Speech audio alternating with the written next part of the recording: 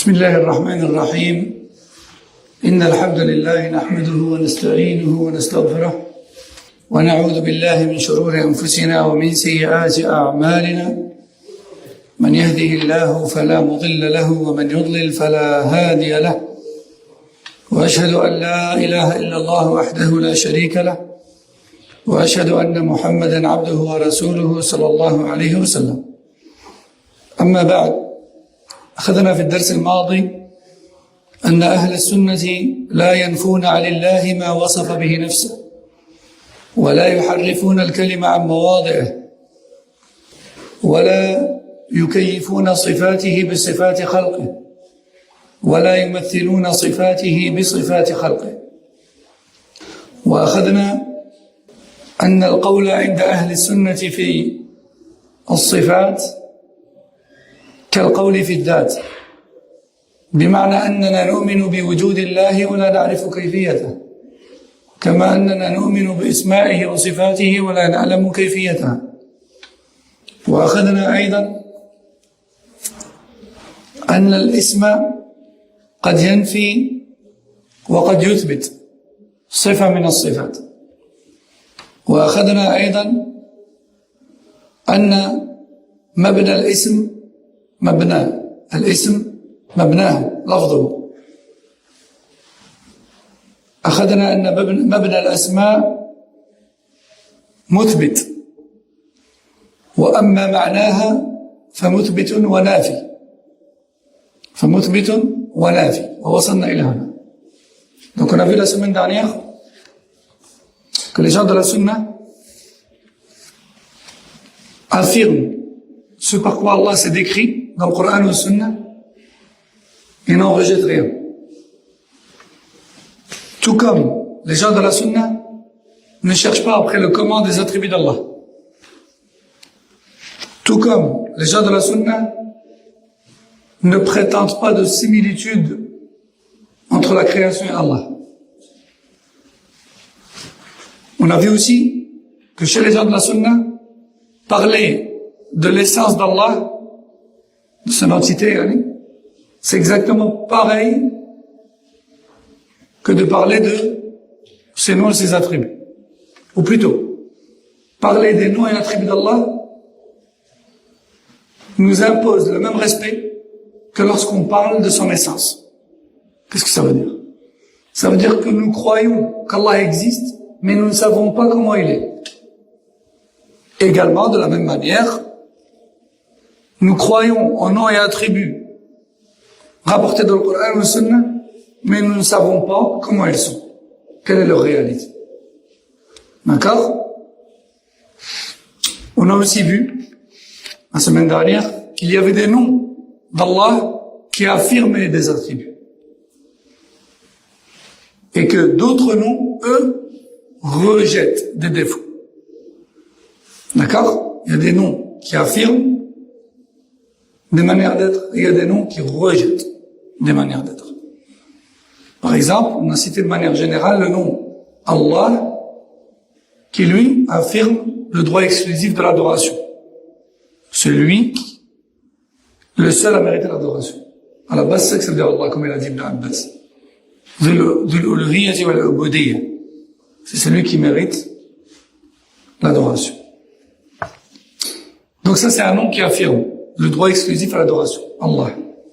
Et puis on a cité un autre exemple de nom qui rejette, comme par exemple As-Salam, ou bien Al-Quddus. Ça veut dire le dénué de tout défaut. Il rejette tous les défauts. C'est un nom, mais il rejette tous les défauts. Son sens, c'est le rejet des défauts.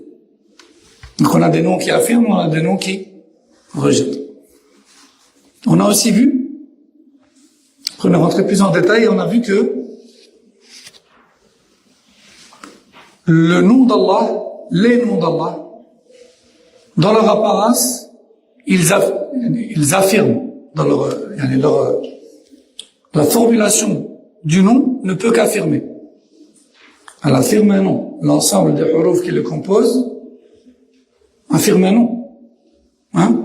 Par exemple, Ar-Rahman, Alif Lam, Ra, Ha, Mim, Nun. La structure de ce nom, Mabna, sa structure, elle est affirmative. elle affirme un nom, qui est Ar-Rahman. Donc la structure d'un nom d'Allah ne peut qu'affirmer un nom. La structure du mot, elle affirme un nom. Par contre, le sens contenu dans le nom, parfois affirme et parfois rejette. D'accord? On se répète, hein? D'apparence, la structure du mot affirme un nom. Al-Quddus, Al-Salam, Al-Mu'min, Al-Muhaymin, Al-Aziz, Al-Jabbar, Al-Mutakabbir, Al-Khaliq. Ce sont des mots qui, dans leur structure, affirment un nom à Allah, affilient un nom à Allah. Mais dans leur sens, à l'intérieur, le sens qui y est contenu, parfois ils affirment des attributs parfaits, et parfois ils rejettent des défauts, comme on a dit. D'accord?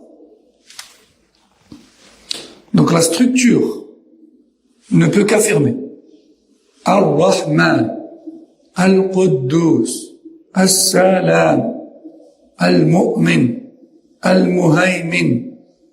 Cet ensemble de huruf, qui est la structure du mot, ne peut qu'affirmer un nom. La structure en elle-même, elle rejette rien. C'est un ensemble de huruf qui forment un mot, et ce mot affirme un nom à Allah. Ok? Par contre, le sens contenu à l'intérieur, lui, oui. Parfois, il affirme des choses, parfois, il rejette des choses. Vous avez compris la différence entre la structure et le sens? C'est deux choses différentes. طيب. Et on arrive ici. قال الشارح حفظه الله والصفات الإلهية هي باعتبار النفي والإثبات نوعان أولهما الصفات المنفية كالنوم والظلم والثاني الصفات المثبتة كالإلهية والرحمة. Donc jusque là on a parlé des noms, hein, leur structure, leur sens, le fait qu'ils rejettent, qu'ils affirment, etc. On a parlé des noms. Maintenant on va parler des attributs. Parce que Allah, il a des noms qui le désignent et il a des attributs aussi. Les attributs, certains d'entre eux sont contenus dans les noms, mais d'autres n'ont pas de nom qui les représente. Dit autrement et plus facilement, tout nom d'Allah contient un attribut, mais tout attribut d'Allah n'a pas forcément de nom. D'accord? Ar-Rahman, c'est un nom d'Allah qui contient l'attribut de Ar-Rahman, en miséricorde. Lorsque le prophète sallallahu alayhi wa sallam nous dit Inna Allah yanzilu ila as-sama'i ad-dunya, Allah descend au ciel le plus bas. Comme lors du dernier tiers de la nuit. Nuzul, c'est une sifa min sifatillah.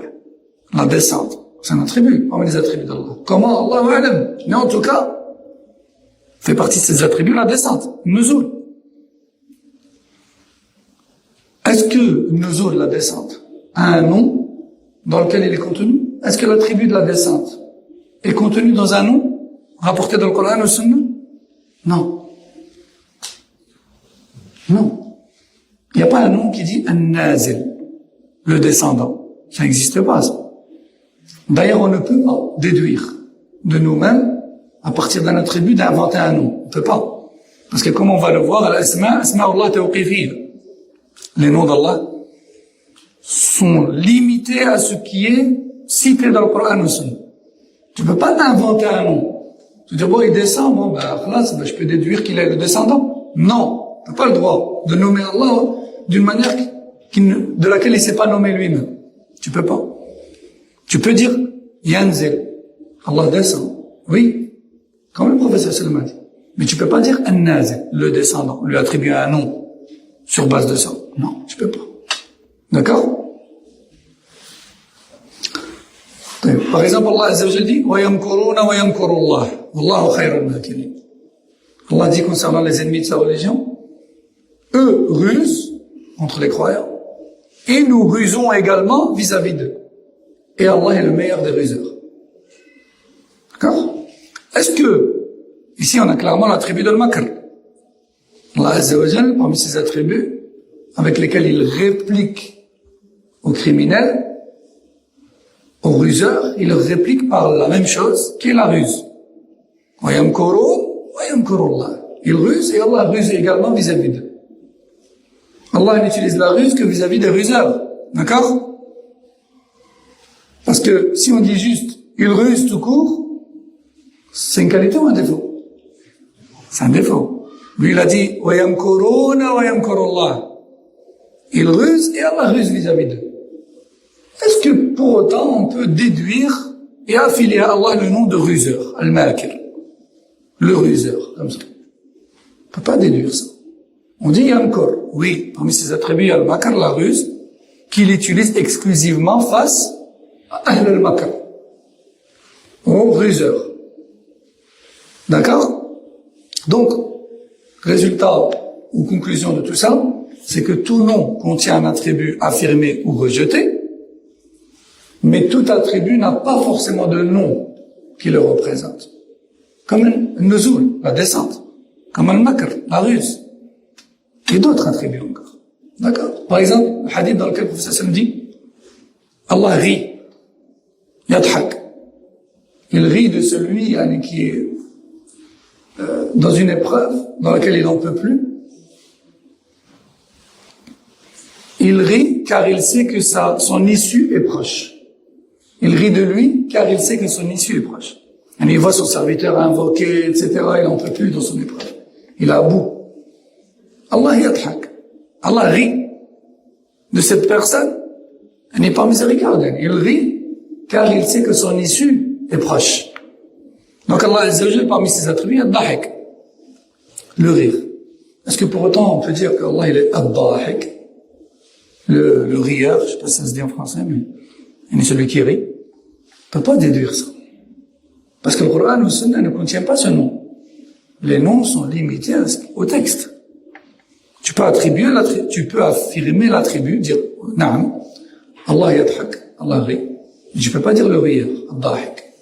D'accord? Et la dakhla lil-aql fi ad-din. Ta logique et ta réflexion, ce qui te semble logique à toi en tout cas, n'a aucune place dans la religion. Le din, c'est le texte, c'est pas ta logique. Et à chacun sa logique.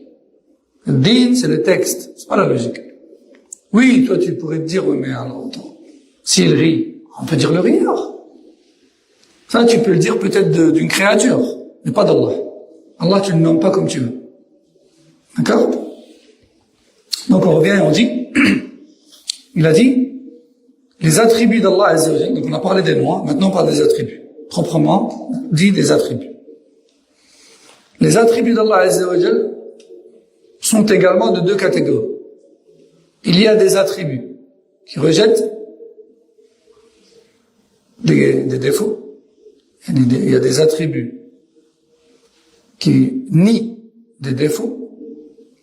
Et il y a des attributs qui affirment des qualités. D'accord? On a des sifat. Allah Azza wa Jalla, parfois, il nous informe d'une manière d'être à la négative, à la forme négative. Par exemple, il dit, La ta'khuduhu sinatun, wa la nawm. Ni somnolence, ni sommeil ne l'emporte. C'est une sifa, ça. عدم النوم عدم السنة يعني النعاس c'est une صفة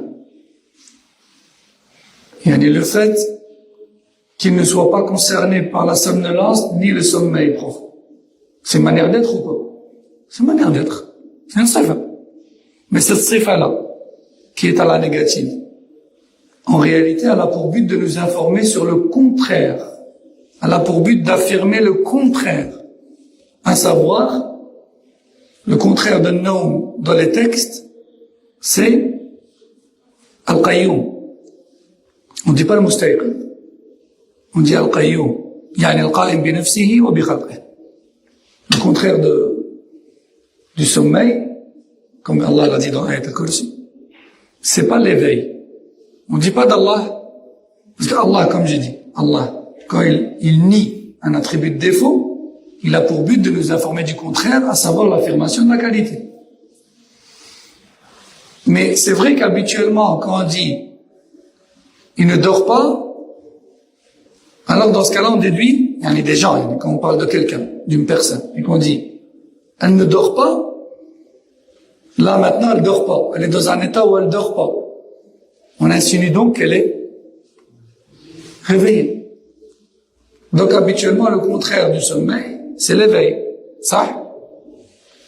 Mais pas pour Allah.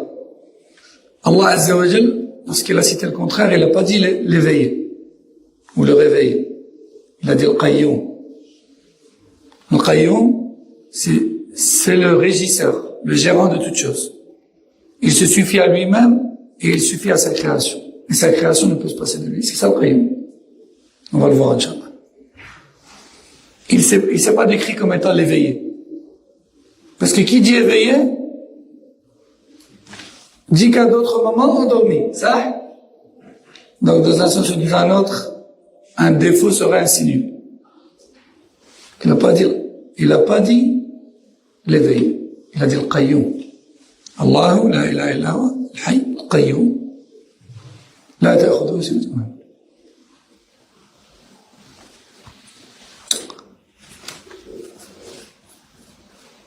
Et par contre, par rapport à al-hayy, le vivant, là on trouve dans les textes alladhi la yamut.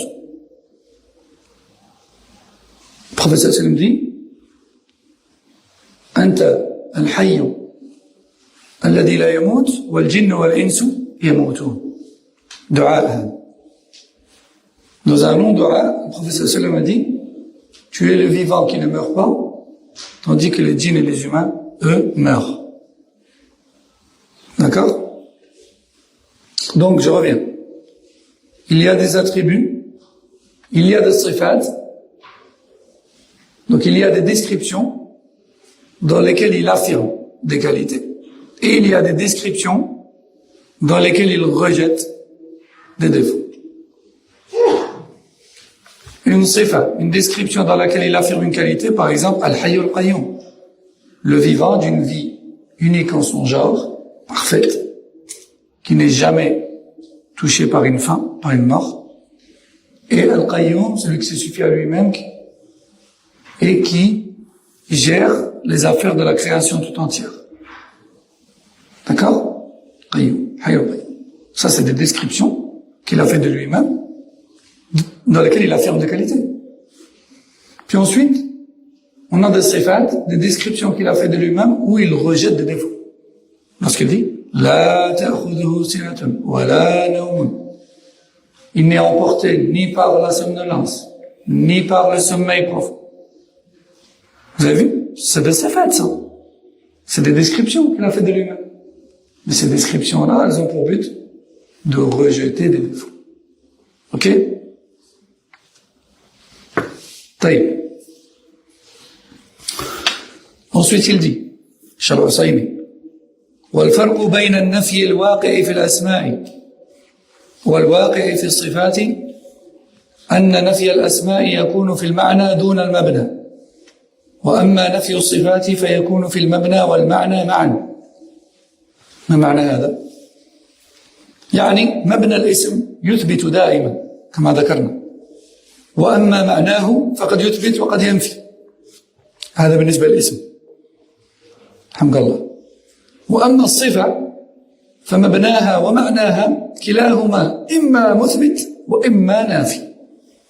Donc on a dit quoi? On a dit que le nom, dans sa structure,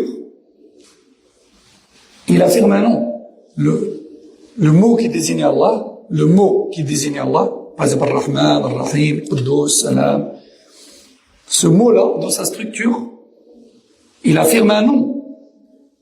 Ce mot, Rahman, Rahim, dans sa structure, il affirme un nom. Ok? Et dans son sens, il affirme des qualités, il rejette des défauts. D'accord? Non. Ça, c'est par rapport au nom. On l'a dit, répété. Khlas, maintenant, on a compris ça. Maintenant, par rapport aux sifat, les descriptions. La description, sifat,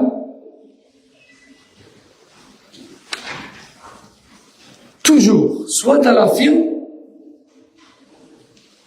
une qualité, soit elle rejette un défaut, que cela soit dans sa structure ou dans son sens. Les deux vont ensemble.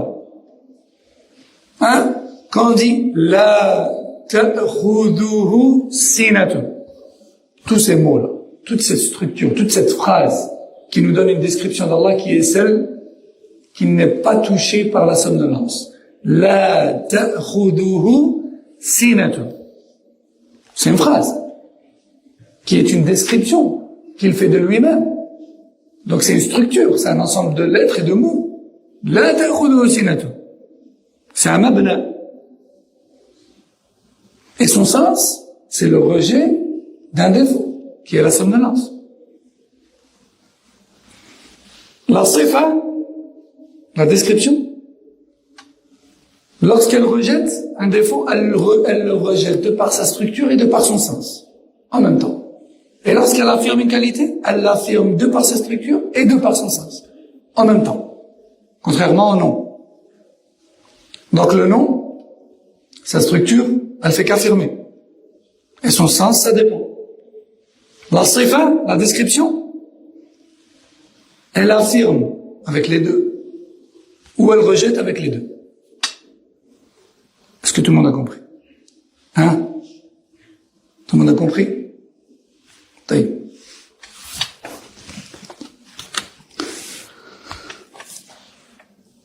Donc on a dit que الأسماء منها ما ينفي ومنها ما يثبت والصفات كذلك منها ما ينفي ومنها ما يثبت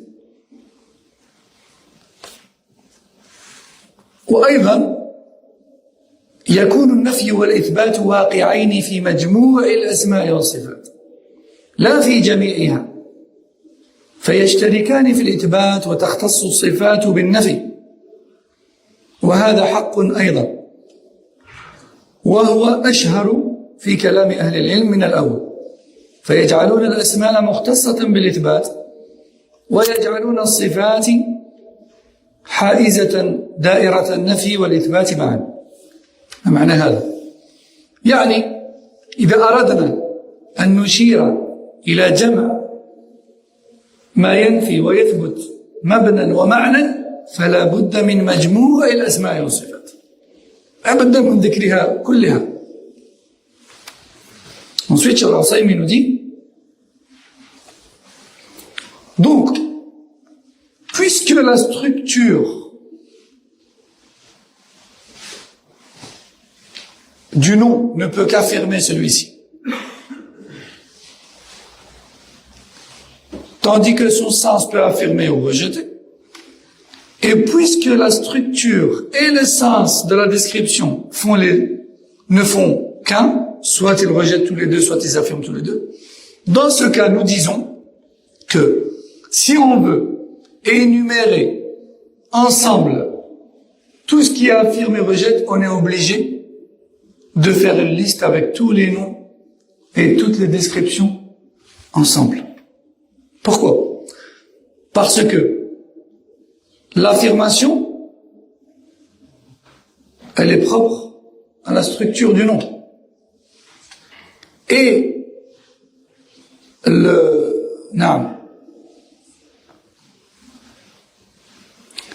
et seule la description peut affirmer et rejeter en même temps.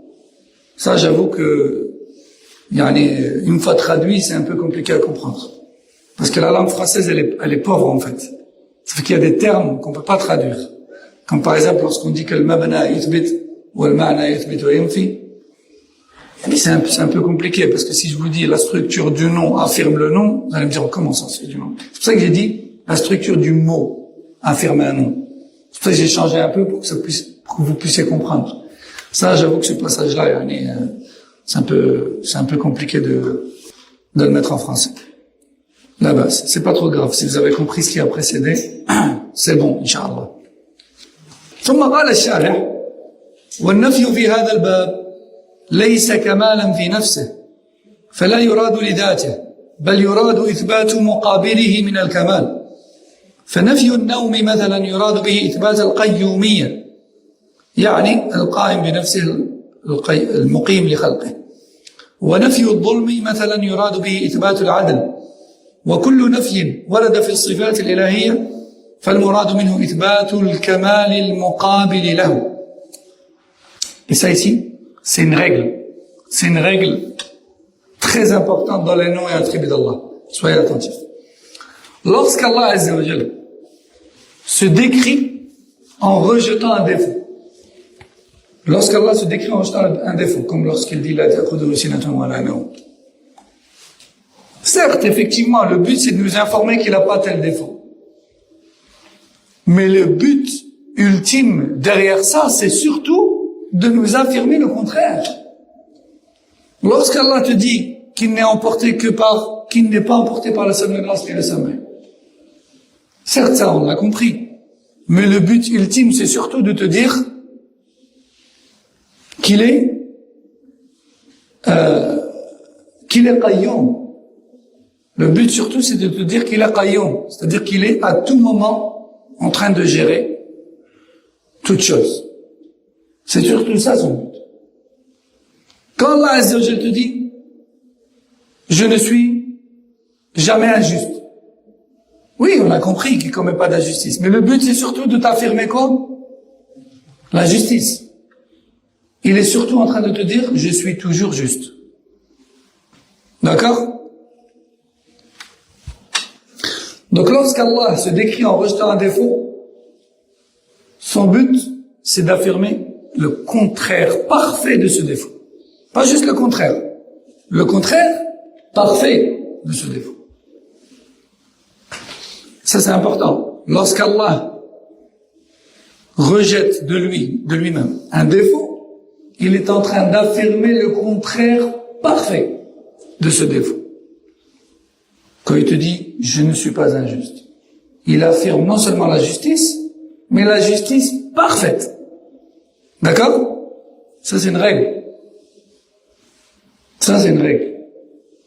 C'est comme ça qu'Ahl Sunnah, depuis les salafs, ont compris. Donc quand tu lis dans le Coran et Allah n'est injuste envers personne, tu comprends quoi? Allah est juste envers tous. C'est ça que tu dois comprendre. C'est ça que tu dois déduire. Allah est juste envers tout le monde. En général, dans le Coran, oui, ça arrive qu'Allah Azza wa Jalla dise je suis juste. Mais le plus souvent, c'est le rejet de dhulm qui revient dans le Coran. Le plus souvent, c'est le rejet de l'injustice qui revient. Est-ce que pour autant on peut déduire le contraire et dire alors ça veut dire qu'Allah est juste envers tout le monde? Est-ce qu'on déduit le contraire parfait? On déduit le contraire parfait. Quand tu dis Allah n'est pas injuste, dans ta tête, il y a une ampoule qui doit s'allumer. Allah est juste envers tout le monde. D'accord? C'est clair ça? C'est une règle. Je répète une dernière fois. C'est jamais trop de toute façon. Ça c'est la science la plus noble, la plus importante, la plus grande. Apprendre à connaître Allah. Il n'y a pas de plus important. Ça augmente la foi. Connaître ton Seigneur que tu as créé. Le connaître comme il s'est décrit à toi. Il n'y a pas de plus important. Donc, il n'y a pas de temps perdu. Même si on répète pareil pendant une heure, ma'alish. Parce qu'il n'y a pas plus important. Si tu meurs en connaissant ton Seigneur et en agissant en conséquence, t'as tout compris. Tu meurs, yani, en ayant emporté avec toi le plus important. Donc je répète, quand Allah se décrit en rejetant un défaut, il est en train de te dire, affirme pour moi le contraire parfait. Pas juste le contraire parfait. D'accord? طيب. ثم قال الشارح والنفي في هذا الباب ليس كما نعم هذا قرأناه نعم ثم ذكر المصنف 111 آية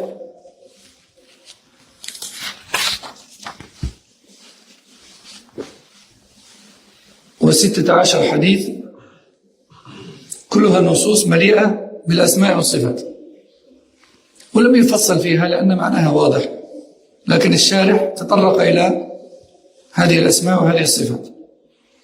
Donc ensuite, Cheikh al-Islam Ibn Taymiyyah rahimahullah, dans son livre, il nous cite 111 versets et 16 hadiths qui contiennent plusieurs noms et attributs d'Allah tabaraka wa ta'ala. Il y a 28 noms dans ces versets.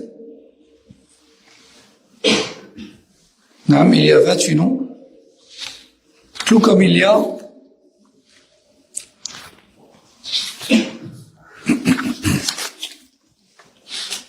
non, 47 attributs, 47 descriptions. Il y a 28 noms et 47 descriptions. Parce qu'en fait, il faut savoir que chaque nom, il faut savoir que le nom peut contenir plus d'une description, plus d'un attribut. Un nom, un même nom, peut contenir plus d'un attribut. Il peut en contenir 2, parfois 3, parfois même 4. Non. Donc on va essayer, Inch'Allah, de lire rapidement ces versets, ces hadiths. On essaie d'en traduire ce qui est possible à traduire. Rapidement, parce que de toute manière, après, Cheikh Al-Usaymi les explique. قال المصنف وقد دخل في هذه الجملة ما وصف به نفسه في سورة الإخلاص التي تعدل ثلث القرآن حيث يقول قل هو الله أحد الله الصمد لم يلد ولم يولد ولم يكن له كفوا أحد وما وصف به نفسه في أعظم آية في كتابه حيث يقول الله لا إله إلا هو الحي القيوم لا تأخذه سنة ولا نوم له ما في السماوات وما في الأرض من ذا الذي يشفع عنده إلا بإذنه يعلم ما بين أيديهم وما خلفهم ولا يحيطون بشيء من علمه إلا بما شاء وسع كرسيه السماوات والأرض ولا يؤوده حفظهما وهو العلي العظيم أي لا يكرثه ولا يثقله حفظهما ولهذا كان من قرأ هذه الآية في ليلة لم يزل عليه من الله حافظ ولا يقربه شيطان حتى يصبح. وهذه الآية سبحان الله كلها صفات. شوف صفات لله عز وجل أسماء وصفات. هذا دليل على أن التوحيد حفظ حصن حصين يحفظك الله به من الشر الظاهر والخفي سبحان الله. فليس هناك شيء أهم من التوحيد أبدا. التوحيد توحيد الله في ربوبيته وألوهيته وأسمائه وصفاته. التوحيد هو الحصن الحصين سبحان الله يحفظك من شر الدنيا والآخرة. حتى في الآخرة قال صلى الله عليه وسلم من قال لا إله إلا الله دخل الجنة وقال حرم الله على النار من قال لا إله إلا الله خالصا من قلبه. ليس هناك شر أعظم من النار نار جهنم. قال صلى الله عليه وسلم حرم الله على النار من قال لا إله إلا الله خالصا من قلبه. سبحان الله. ما الذي يخلصك من أعظم شر؟ توحيد.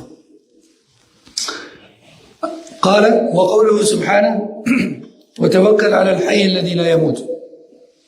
وقوله سبحانه هو الأول والآخر والظاهر والباطن وهو بكل شيء عليم. قال تعالى وهو العليم الحكيم. قال تعالى العليم الخبير. قال تعالى يعلم ما يلج في الأرض وما يخرج منها وما ينزل من السماء وما يعرج فيها. قال تعالى وعنده مفاتح الغيب لا يعلمها إلا هو ويعلم ما في البر والبحر وما تسقط من ورقة إلا يعلمها ولا حبة في ظلمات الأرض ولا رطب ولا يابس إلا في كتاب مبين. هو الذي كتب كل شيء ثم شاءه ثم خلقه. كيف لا يعلم ما في خلقه؟ لا يمكن أن لا يعلم ما في خلقه. لا يمكن أن يجهل الله ما يوجد في خلقه لأنه هو الذي كتب كل ما في الخلق وشاء كل ما في الخلق وخلق كل ما في الخلق. هو الخالق الخلاق. كيف يجهل ما يحصل في الأرض؟ لا يمكن أبدا أن يجهل الله ما في الكون. هو الذي كونه وخلقه سبحانه وتعالى. وهذا أيضا يزيد في إيماننا وينبهنا ويجعلنا نخاف. إن الله يعلم مطلع على كل شيء، ما يجهل أبدا ما تصنع وما تقول وما تنوي. هو الذي كتب ما تنويه وما تقوله وما تفعله، كتبه وشاءه وخلقه. هو الذي خلقكم وما تعملون. قال سبحانه: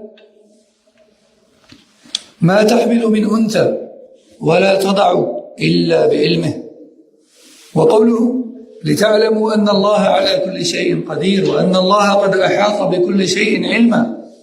وقال سبحانه: إن الله هو الرزاق ذو القوة المتين.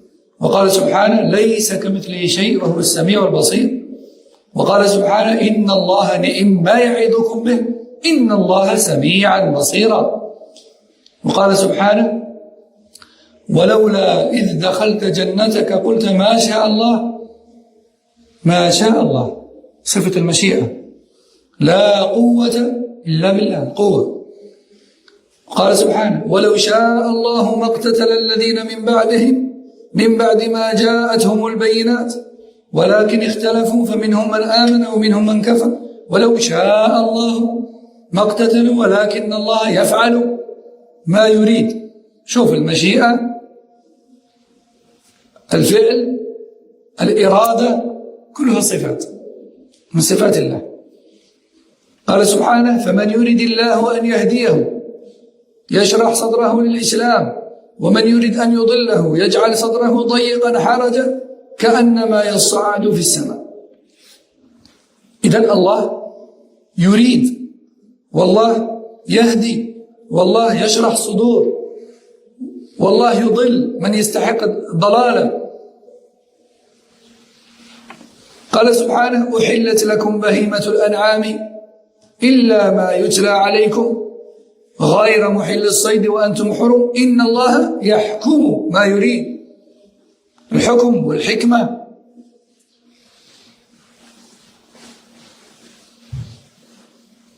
الحكم والحكمة والإرادة. قال سبحانه: وأحسنوا إن الله يحب المحسنين، المحبة، يحب. وأقسطوا إن الله يحب المقسطين، محبة. فما استقاموا لكم فاستقيموا لهم إن الله يحب المتقين، محبة. إن الله يحب التوابين ويحب المتطهرين، محبة.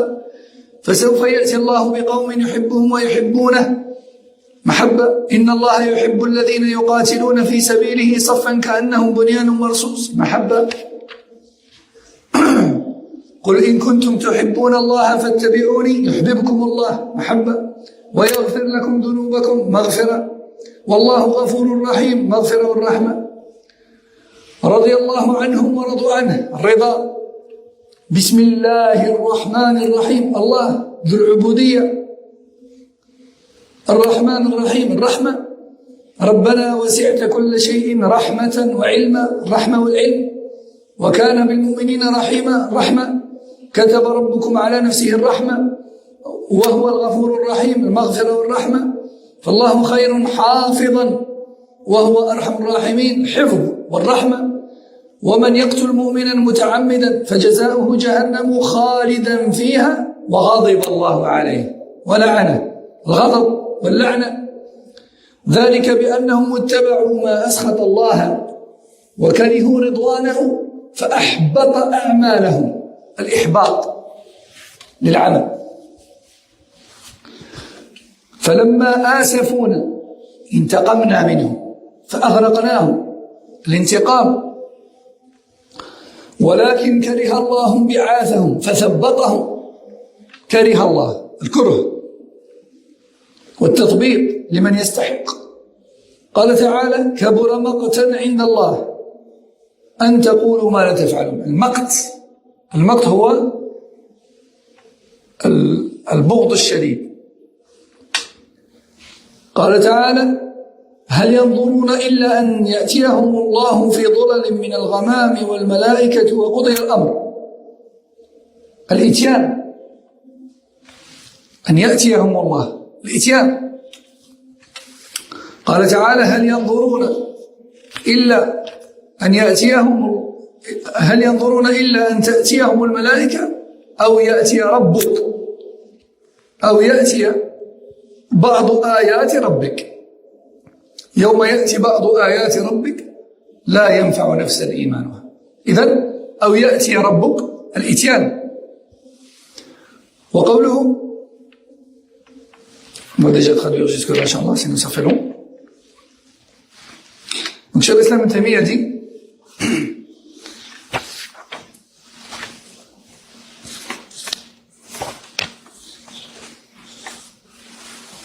Allah subhanahu wa ta'ala s'est décrit dans énormément de passages du Coran, notamment dans Surat Al-Ikhlas, qui équivaut au tiers du Coran. Les ulama ont dit, le prophète sallallahu alayhi wa sallam a dit, Surat Al-Ikhlas équivaut au tiers du Coran, parce que le Coran, il est composé de 3 sujets principaux. Soit Allah parle de lui-même dedans, soit de lui-même, de son unicité, soit il nous raconte les histoires de ses prophètes et de leur peuple concernant l'unicité, et la rétribution de leurs suiveurs, donc des monothéistes, et de leurs ennemis qui sont les polythéistes, soit il nous parle de l'halal et le haram et des règles de la religion, qui font également partie de l'unicité de l'adoration, la pratique. L'adoration, la pratique. C'est de faire ce qui est demandé, de délaisser ce qui est interdit. Ça fait partie du tawhid, de l'adoration. Donc, l'un des 3 sujets, c'est quoi? C'est la description qu'il fait de lui-même dans le Coran. Vous avez vu le nombre de versets qui se terminent par des noms d'Allah Azza wa Jal et le nombre de versets dans lesquels il se décrit. En fait, ils sont très nombreux. Et quand on lit le Coran, bien on écoute le Coran, il se décrit tout le temps, subhanahu wa ta'ala. Et on va voir les exemples ici.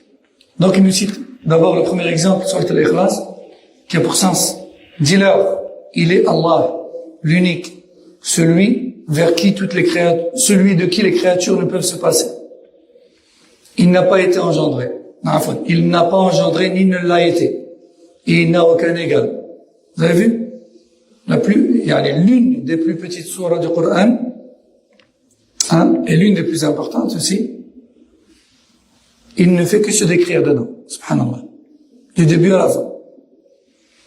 Et c'est une sourate, elle fait partie des sourates concernant lesquelles le prophète sallallahu alayhi wa sallam a dit, Allah n'a pas révélé une sourate comme celle-là. Parce que c'est une sourate exceptionnelle. Il a même dit, Surat Al-Ikhlas équivaut au tiers du Coran, comme on a dit. Et aussi, il est même rapporté qu'un compagnon, tellement il avait compris le message, il avait compris la base du message, il avait compris que la sourate, qui représentait l'une des sourates qui représentait le mieux et qui résumait le mieux le message de Muhammad sallallahu alayhi wa sallam, c'était Qul huwa Allahu ahad. Il est venu pour dire aux gens, attention, Allah il est unique, adorez que lui. C'est ça le message, finalement. La ilaha illallah. Et ce compagnon, quand il dirigeait la prière avec les gens, devant les gens, dans son village, il commençait toujours par Qul huwa Allahu ahad, puis une deuxième sourate. Toujours. Quand il rentrait en prière, il disait Alhamdulillah Rabbil Alamin, Rahman Rahim, quand il terminait, Wa la-d-dallin, Amin, Qul huwa Allahu ahad, Allahu samad, lam yalid wa lam yulad wa lam yakul lahu kufuwan ahad.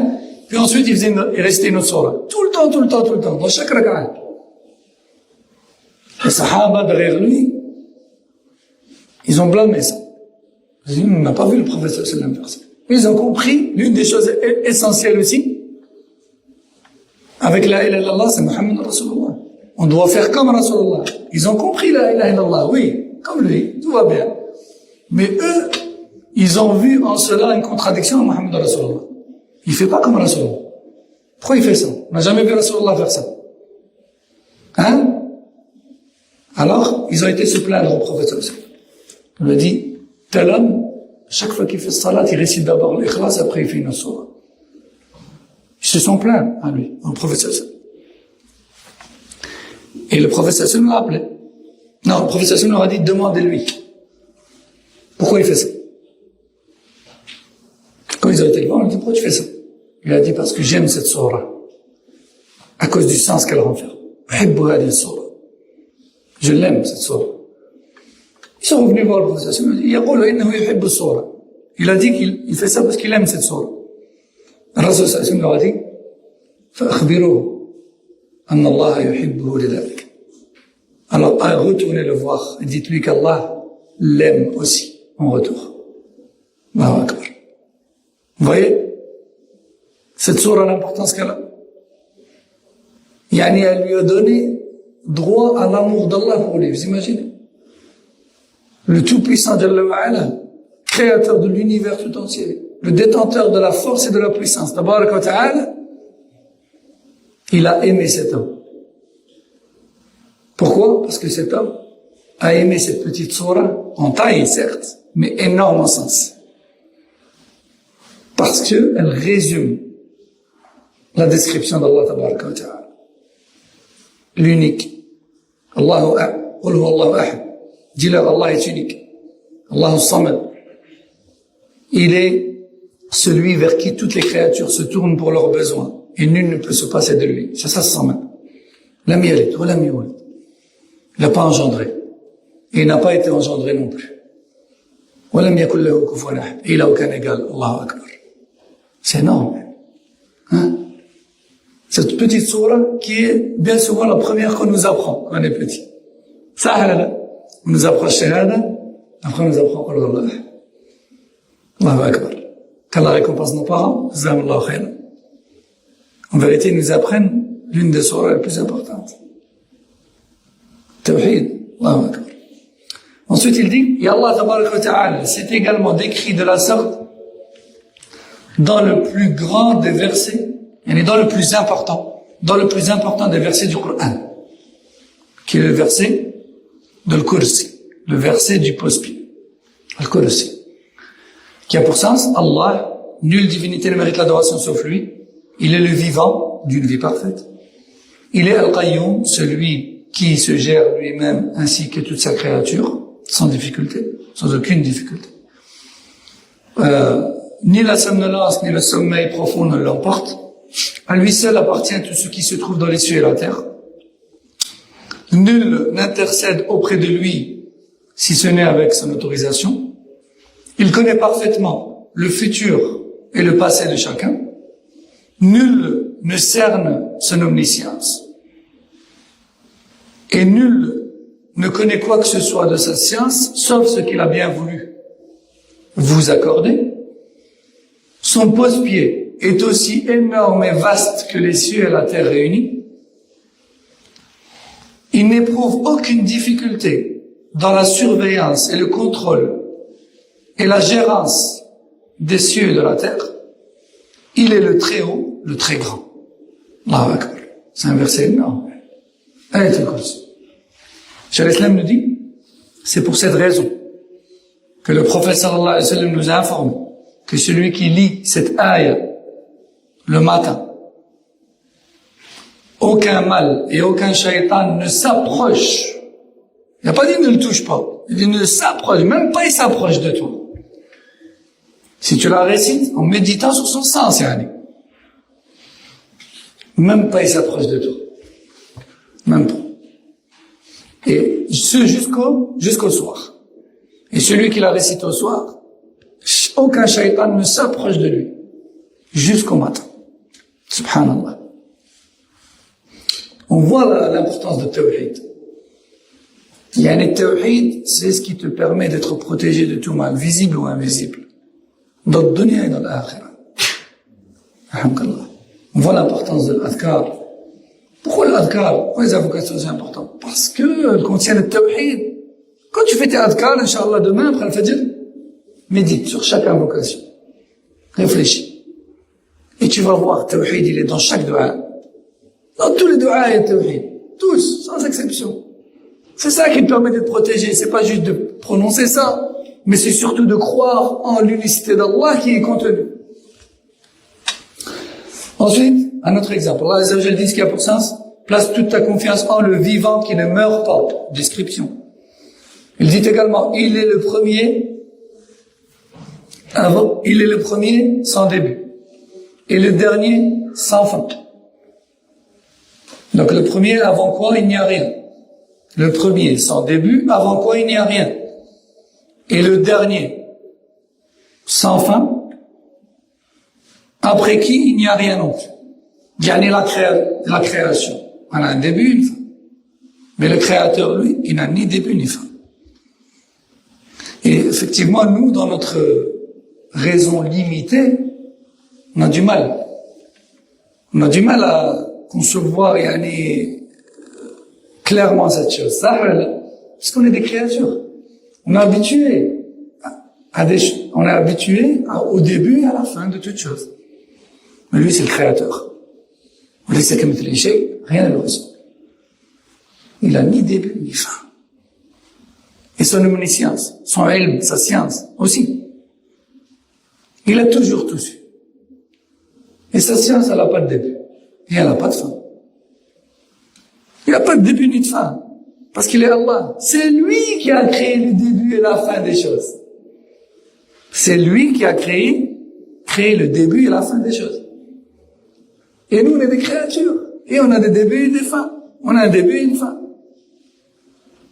Et comme on est des créatures et on a un début et une fin, eh bien, c'est vrai que c'est un peu difficile pour nous d'imaginer une existence qui n'a ni début ni fin. Et pourtant, le créateur du début et de la fin, lui, il n'a pas de début ni de fin. Subhanahu wa ta'ala. Tout ça ne doit pas servir juste d'information. Le but de ce qu'on lit, là, de ce qu'on apprend, c'est pas juste de savoir. C'est d'augmenter sa foi. Iman. Allahu Akbar, quand même. Celui que j'adore, vraiment, il mérite l'adoration, quand même. Vraiment. Vraiment, je sais pourquoi je l'adore. Pourquoi je lui voue le culte. Il n'y a pas plus puissant que lui. Pas plus grand que lui. Pas de début, pas de fin. Sa connaissance, sa science, elle n'a pas de début, pas de fin. Il a toujours tout su, il saura toujours tout. Il a toujours existé, il existera toujours. Allahu Akbar. Ça, c'est que les descriptions qu'il nous a données dans le Coran et le Sunna. Il y en a d'autres qu'il nous a pas données. Le but, c'est ça. C'est d'augmenter la foi, de prendre conscience. Et de savoir pourquoi tu l'adores. Pourquoi? Pourquoi tu dois prendre garde et pas lui désobéir? Pourquoi tu dois t'imposer à lui obéir? Subhanahu wa ta'ala. Pour tout ça. Qu'est-ce combien de temps?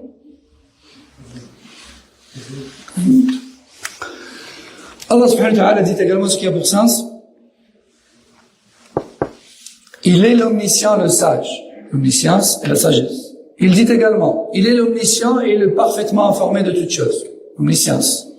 Donc la connaissance de toutes choses et l'information. Il dit également, il connaît parfaitement tout ce qui pénètre la terre ou en sort, tout ce qui descend du ciel ou ce qui vole et se déplace dans le ciel. Il connaît parfaitement tout ce qui pénètre la terre ou en sort, tout ce qui descend du ciel ou remonte vers celui-ci. Il connaît parfaitement tout ça. Donc c'est l'omniscience, d'accord? Il dit aussi, il détient les clés de l'invisible. Nul ne connaît l'invisible si ce n'est lui, et nul ne détient ses clés si ce n'est lui. Il connaît parfaitement tout ce qui se passe sur la terre ferme et en mer. Aucune feuille ne tombe d'un arbre sans que cela soit parfaitement connu pour lui. Ni une graine qui se trouve dans les profondeurs ténébreuses de la terre, ni une végétation fraîche ou sec, sans que tout cela ne soit contenu dans un livre bien gardé.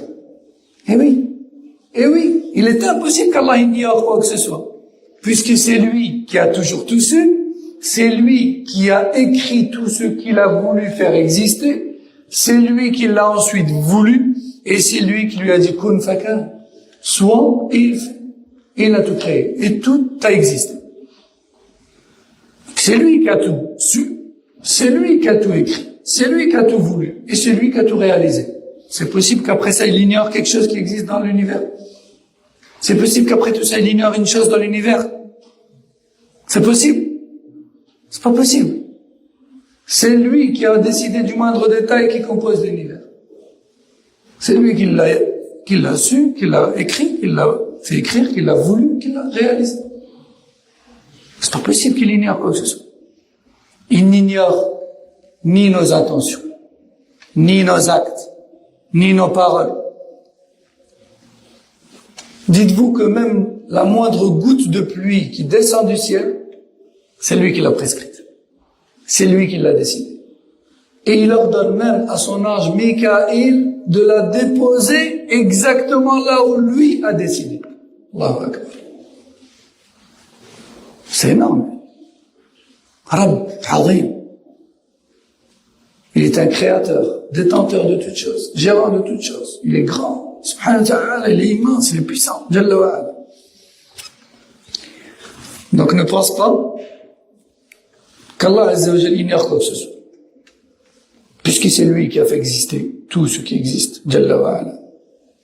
Ensuite il dit, et regardez, il nous donne même l'exemple de la graine enfouie dans les profondeurs de la terre. Même la graine qui est enfouie dans les profondeurs de la terre.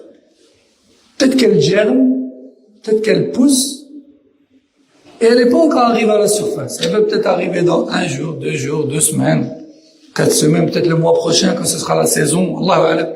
Mais lui, il la connaît déjà parfaitement. Il connaît déjà parfaitement son emplacement. Allahu Akbar. Il dit aussi, ce qui a pour sens, il n'y a aucune femelle qui porte dans sa matrice quoi que ce soit, ni qui le met au monde, sans qu'il ne soit parfaitement informé de cela.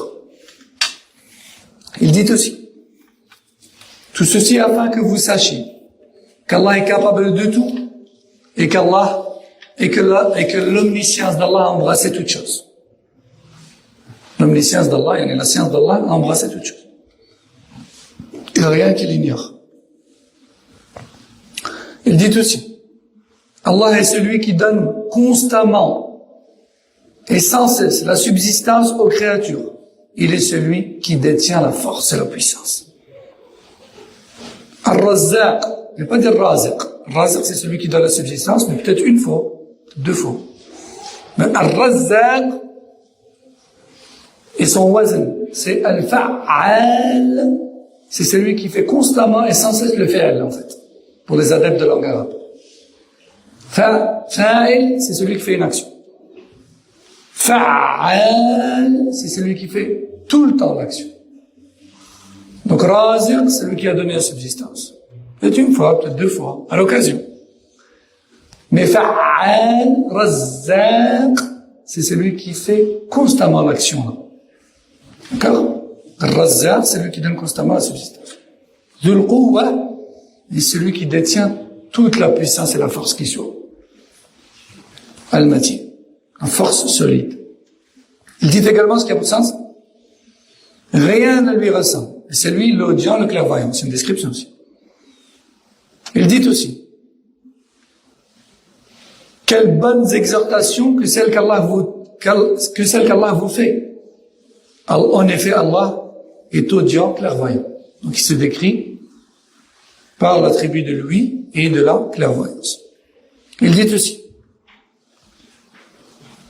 donc dans Sourate la Caverne, lorsqu'il nous raconte le dialogue qu'il y a eu entre les 2 personnes qui possédaient des jardins, donc le croyant qui possédait moins de richesse, il a dit à l'autre qui était ingrat et non reconnaissant envers Allah, qui avait même commis du polythéisme en prétendant que tout ce qu'il possédait n'était que le fruit de son effort, que ça venait pas de la part d'Allah. Donc le croyant lui a dit, si seulement lorsque tu étais entré dans ton jardin et lorsque tu avais été émerveillé, tu avais dit, tout ceci n'est que le fruit de la volonté d'Allah. Masha'Allah. La quwwata illa billah. Il n'y a de force qu'en Allah. Vous voyez, Allah a vanté ce croyant-là car il a exhorté l'autre par le tawhid. C'est comme s'il lui avait dit, hey, n'oublie pas une chose. Tout ce que tu possèdes te vient d'Allah. C'est Allah qui l'a voulu. N'oublie pas que c'est Allah qui a voulu te donner plus que moi. Et il est le sage. Il t'a donné plus que moi, certes, mais ne crois pas que ça vient de toi-même. N'oublie pas que c'est la volonté d'Allah. Donc ne te gonfle pas d'orgueil. Dis-toi juste, Masha'Allah. Allah a voulu comme ça. Allah, il est sage. Il a voulu que j'ai plus que toi. Alhamdulillah, mais Masha'Allah. C'est Allah qui a voulu comme ça. Mais ne va pas jusqu'à te gonfler d'orgueil et croire que tout vient de toi-même et de mettre Allah de côté. Et c'est comme ça que tu vas vers le shirk.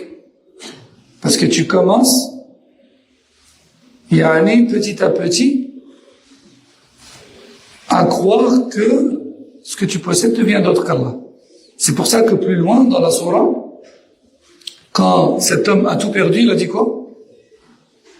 Allah a dit فأصبح يقلب كفيه على ما أنفق فيها وهي خاوية على عروشها ويقول يا ليتني لم أشرك بربي أحد. Quand il a tout perdu, il a dit quoi? Si seulement j'avais rien associé à mon Seigneur. Si seulement j'avais rien associé.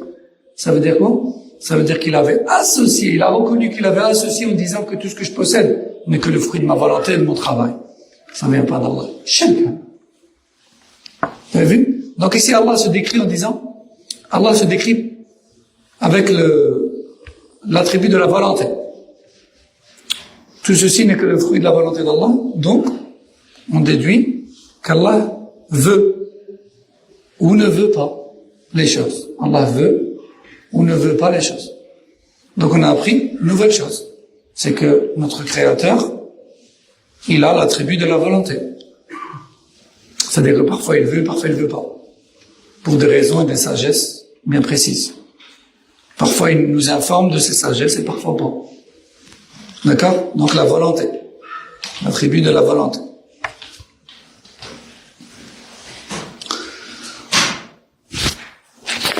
Il dit également, subhanahu wa ta'ala, ce qui a pour sens, si Allah avait voulu,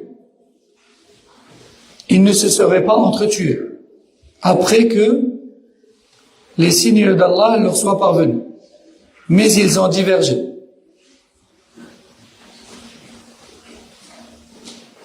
Parmi eux, il y avait des croyants, tandis que d'autres mécréants. Et si Allah avait voulu, il ne se serait pas effectivement entretués. Mais Allah fait ce qu'il veut. Donc dans ce verset, qui est dans un contexte bien précis concernant les gens du livre, il se décrit encore une fois. Il se décrit par l'attribut de la volonté. Il se décrit par l'attribut de la volonté. Si Allah avait voulu, il ne se serait pas entretué. Il dit aussi ce qui a pour sens. Celui qu'Allah veut guider, il ouvre sa poitrine à l'islam.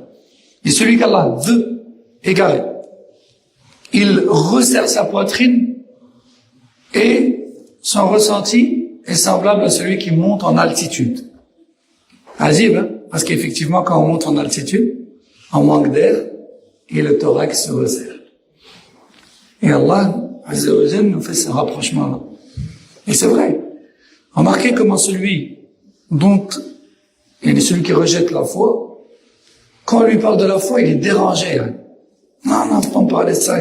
En vérité, en fait, ce rejet, cette réaction, en fait, c'est l'expression du resserrement de sa poitrine. Non. Pareil pour celui qui commet le péché et dont la foi descend brutalement. Comme l'explique Ibn al-Qayyim. Celui qui commet des péchés et dont la foi pique, elle baisse brutalement, lui aussi il ressent un resserrement de la poitrine. Un resserrement de la poitrine. C'est comme s'il venait d'un coup d'être privé d'une partie de la lumière qui est dans son cœur. Tout d'un coup, ils se sont pressés. Le péché cause le resserrement de la poitrine. Et l'oppression. La cause, c'est ça. C'est une diminution de l'ouverture de la poitrine et de la diminution de la lumière de la foi, en fait. Subhanallah. Il reste combien de temps? 2 minutes? 3 minutes. Allah Azza wa Jal dit aussi ce qui a pour sens.